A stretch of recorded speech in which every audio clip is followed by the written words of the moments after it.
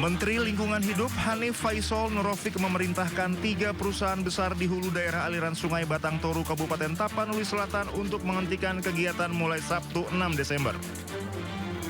3 perusahaan yang terkena sanksi penghentian sementara adalah PT Agincourt Resources, PT Perkebunan Nusantara 3, dan PT North Sumatra Hydro Energi Pengembang PLTA Batang Toru. Seluruh perusahaan diinstruksikan mengikuti audit lingkungan ketat sebagai syarat pemulihan operasional. Pemeriksaan resmi dijadwalkan pada 8 Desember 2025 di Jakarta. Saya sedang melakukan langkah-langkah penanganan lebih lanjut, jadi kita evaluasi total semua perizinan karena memang curah hujannya ini di luar proyeksi waktu penyusunan dokumen AMDAL beberapa puluh tahun yang lalu, sehingga kita perlu sesuaikan kembali kaedah ini. Namun sekali lagi terkait dengan pencahayaan ini yang memang harus ada yang tanggung jawab. Yang sedang kita audit dari mulai atas namanya TPL. TPL oke Pak. Kemudian ada LTA. LTA oke Pak. Kemudian ada perusahaan tambang emas. Kemudian ada perusahaan PTPN.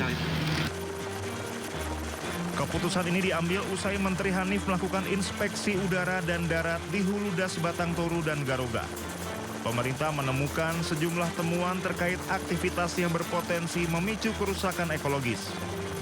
Dari Tapanuli Selatan, Sumatera Utara, Indra Mulia Siagian, iNews melaporkan. Silakan. Pak Rokmin mana? DPR panggil Menteri Kehutanan Raja Juli Antoni terkait banjir bandang dan longsor yang melanda 3 provinsi di Sumatera. Dalam rapat dengar pendapat tersebut, Ketua Komisi 4 DPR RI Siti Hediati Haryadi atau Titik Soeharto menampilkan sebuah video konvoi truk pengangkut kayu gelondongan yang terlihat tak lama setelah banjir surut. Di hadapan Menhub, Titik pun menyampaikan kekesalannya. Terus terang saya sedih, miris, dan saya marah. Bayangkan kayu sebesar itu, diameter 1,5 meter itu berapa ratus tahun perlu tumbuh untuk pohon sebesar itu. Ini manusia mana di Indonesia ini yang seenaknya aja bisa motong-motong kayu seperti itu. Dan yang lebih menjengkelkan, itu truk itu lewat di jalan raya 2 hari setelah peristiwa banjir ini. Dan dengan kemajuan teknologi, truk itu lewat di depan hidung kita. Sungguh menyakitkan Pak Menteri. Ini suatu, kalau orang Jawa bilang ngece. Apa ngece? Ngejek, mengejek tuh. Titik pun meminta Menhub Raja Juli Antoni untuk menelusuri perusahaan di balik konvoi truk pembawa kayu dan segera menghentikan penebangan pohon. Sementara itu terkait kayu gelondongan di banjir Sumatera, Kemenhub dan Polri membentuk Satgas Gabungan untuk menginvestigasi hal ini. Kementerian Kehutanan dan Kepolisian Negara Republik Indonesia sudah ada MOU yang ditandatangani, Memorandum Understanding, di mana kami sepakat untuk sama-sama kami minta bantuan kepada Kapolri untuk menjaga hutan kita. Kami sudah ada data-data awal melalui penerbangan drone ya ke daerah-daerah terdampak, dan juga ada teknologi namanya AICO untuk melihat semacam anatomi kayu ya, yang mudah-mudahan ini bisa menjadi indikasi awal di mana asal muasal kayu itu berada.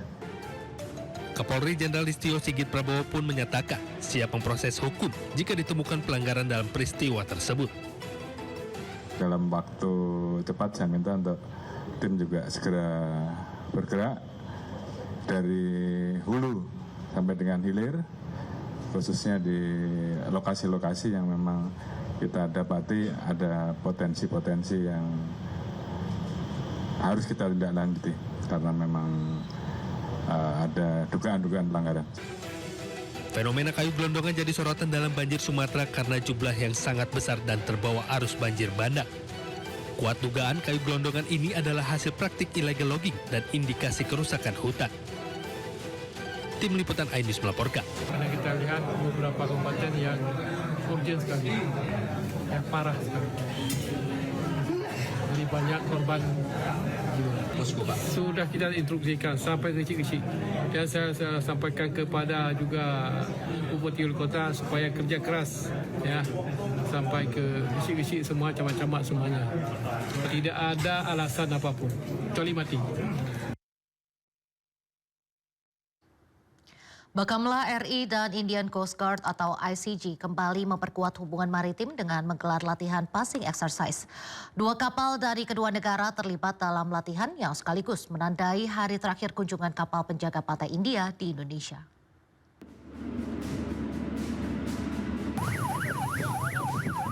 Latihan passing exercise di sebelah timur Pulau Damar perairan Laut Jawa ini diikuti 2 kapal masing-masing negara, yaitu KN Pulau Dana 323 dan kapal ICGS Vigraha 39. Sejumlah materi latihan dijalankan dalam waktu beberapa jam, mulai dari manuver anjungan, latihan interdiksi narkotika dan PBSS, demonstrasi pencarian dan pertolongan, hingga simulasi pemadaman kebakaran di laut. Kedua kapal juga melakukan steam pass and salute sebagai bentuk tradisi penghormatan. Rangkaian latihan ini dirancang untuk mengasah kesiapsiagaan unsur patroli kedua negara. Latihan passing exercise ini menandai berakhirnya kunjungan kapal India selama 5 hari di Indonesia. Ribuan orang menghadiri festival budaya yang diselenggarakan di Kota Tangerang, Banten. Selain beragam kesenian menarik, pengunjung juga dihibur penampilan band papan atas.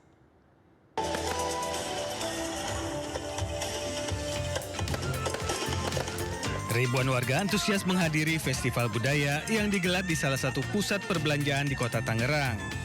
Debus, Reok Ponorogo, serta sejumlah penampilan seni budaya dari berbagai daerah turut memeriahkan festival budaya Kota Tangerang.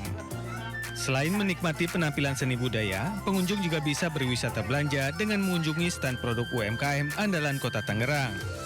Mengusung tema Benteng Culture Festival, event ini menghadirkan perpaduan unik antara seni tradisional dan hiburan modern.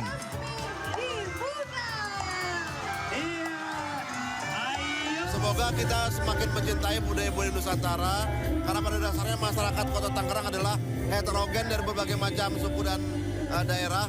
Oleh karena itu sudah menjadi kewajiban kami pemerintah untuk senantiasa mewujudkan persatuan dan kesatuan antar daerah.